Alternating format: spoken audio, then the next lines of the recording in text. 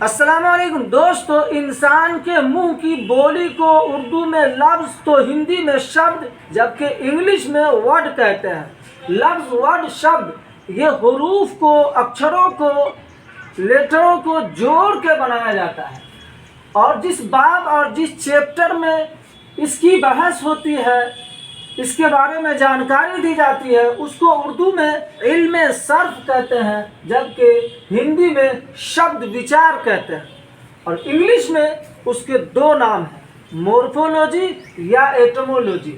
لفظ یا ورڈ یا شبد دو قسم کے ہوتے ہیں، کبھی انسان کی منہ کی بولی تو معنی دار ہوگی، اگر معنی دار ہے یعنی بامعنی ہے تو اسی کو موضوع کہیں گے، اور موضوع ہی کا دوسرا نام کلمہ ہے۔ اسی کو ہندی میں سارتھک شبد تو انگلش میں سگنیفیکنٹ کہتے ہیں، جس کی مثال روٹی اور قلم وغیرہ آپ لے سکتے ہیں۔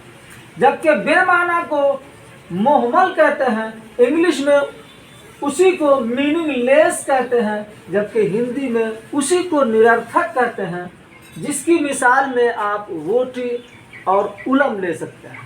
اس کے متعلق عام طور سے 4 سوالات آتے ہیں۔ سوال نمبر 1 ہے، حروف کے معنی دار مجموعہ کو کہتے ہیں، کیا کہتے ہیں؟ آپشن اے کلمہ، بی معنی، سی جملہ، ڈی مہمل۔ تو اس کا صحیح آپشن ہوگا اے، یعنی حروف کے معنی دار مجموعہ کو کلمہ کہتے ہیں۔ جبکہ دوسرا سوال دیکھ لیتے ہیں۔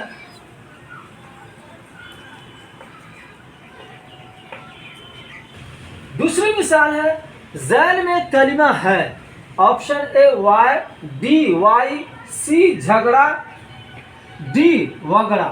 تو اس کا صحیح آپشن ہوگا سی، یعنی اس میں کلمہ جھگڑا ہے، باقی سب مہمل ہے۔ سوال نمبر 3 دیکھ لیتے ہیں کہ موضوع کا دوسرا نام کیا ہے؟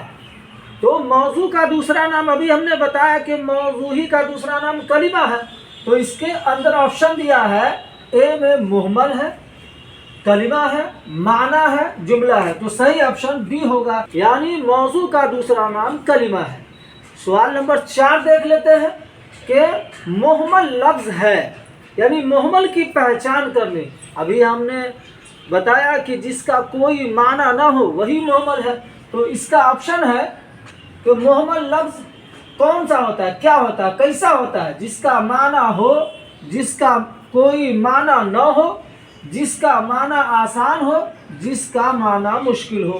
تو جس کا کوئی معنی نہ ہو وہی مہمل ہوتا ہے، یعنی صحیح آپشن بی ہو جائے گا۔